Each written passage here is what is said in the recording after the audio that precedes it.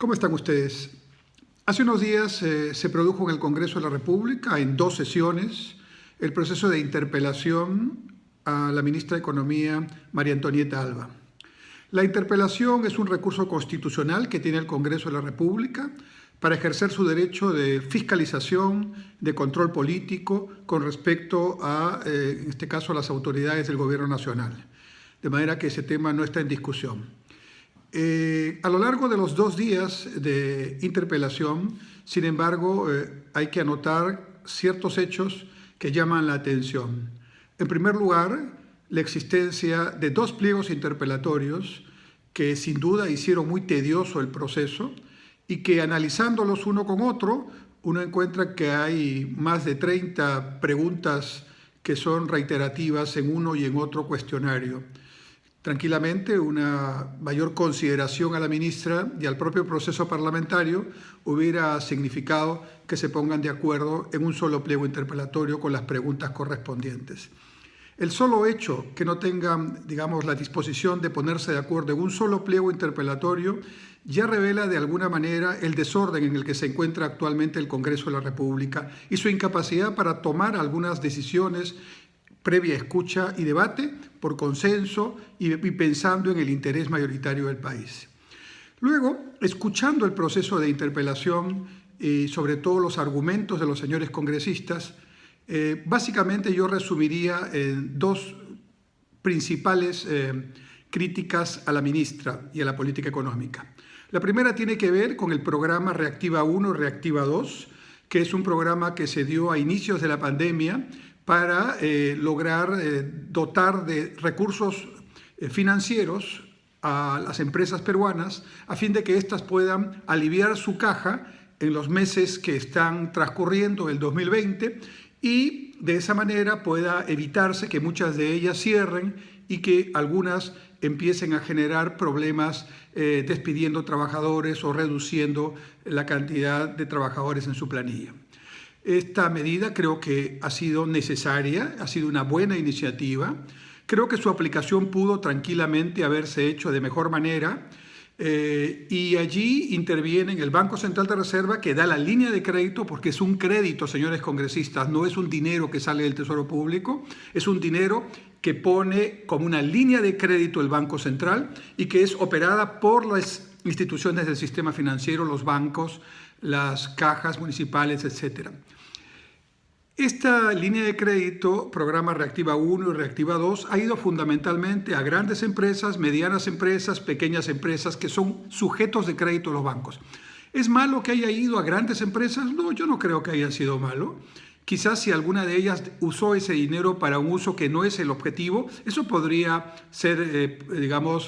sujeto a una investigación por parte de la Superintendencia de Banca y Seguros, pero que haya ido a empresas de varios tamaños o de diferentes tamaños para ayudarlos en su coyuntura de liquidez y de menor demanda, no me parece una decisión equivocada, al contrario. Sin embargo, sí creo que pudo haberse dado un FAE o un fondo o un Reactiva, como quiera llamarse, directamente para los micronegocios, que no es el FAE-MIPE que se dio, porque muchos emprendedores, la mayoría de ellos con negocios personales, son millones, y que son algunos de ellos sujetos de crédito de las instituciones de microfinanzas, cajas municipales, cajas rurales, pymes, y otros no son ni siquiera sujetos de crédito de estas instituciones.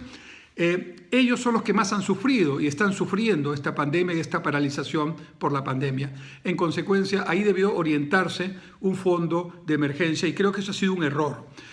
Pero es un error subsanable, todavía lo puede hacer el gobierno. Y el otro tema que se ha planteado en diferentes intervenciones de los señores congresistas es el otorgamiento de bonos y el hecho de que estos bonos no han llegado a tiempo, no han llegado a quienes debían llegar. Y esto sabemos que no es responsabilidad del Ministerio de Economía y Finanzas, sino más bien de una precaria institucionalización, una precaria información y una precaria bancarización. 3 temas que son anteriores a la pandemia y que hay que resolverlos, pero creo que no se le puede atribuir con justicia este tema a la ministra de Economía. En consecuencia, dichos estos 2 argumentos que, repito, a lo largo de todo el proceso de interpelación de 2 días han sido los recurrentes, yo creo que hay, sin embargo, una razón fundamental por la cual luego de la interpelación, ahora se pretende, o algunos sectores del Congreso pretenden censurar a la ministra de Economía.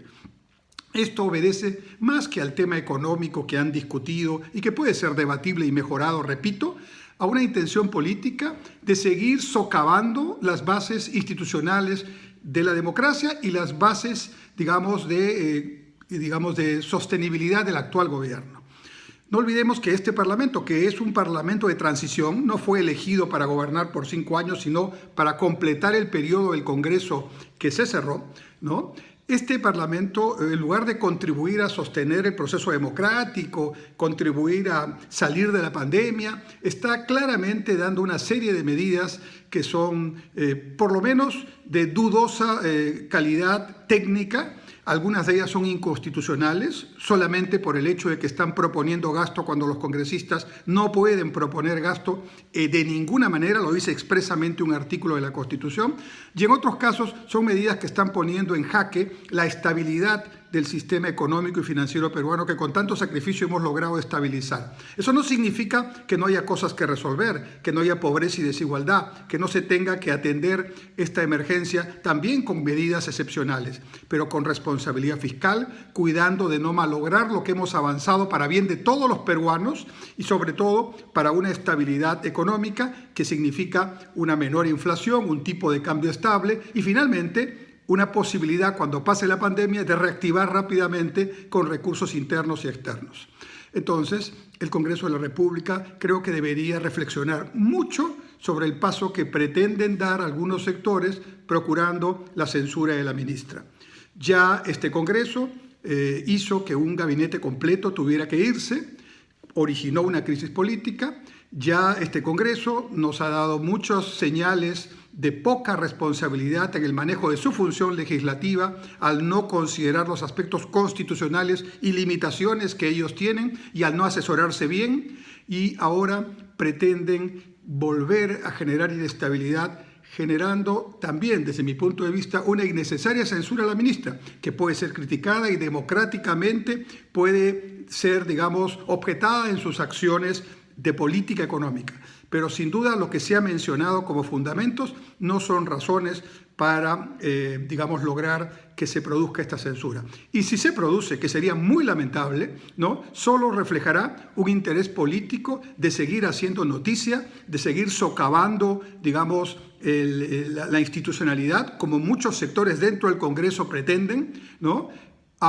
digamos, en una estrategia que claramente apunta que en la próxima campaña electoral y en los próximos años, Congreso y Gobierno, se discuta una, digamos, asamblea constituyente y un cambio en la Constitución. Ahí está el tema fundamental, el cambio en el capítulo económico de la Constitución. De manera que la pretendida censura, ojalá que no, digamos, se concrete en realidad, pero el hecho de que se presente, el hecho que se discuta y el hecho que se pudiera aprobar, ¿no?, significaría una señal muy negativa con respecto al manejo responsable, al manejo adecuado de la política económica en tiempos de crisis sanitaria, crisis económica y también de campaña electoral que está empezando con miras a las elecciones del 2021. No estoy de acuerdo con una censura a la ministra de Economía. Creo que la política económica tiene temas que deben ser corregidos, pero para eso está el debate serio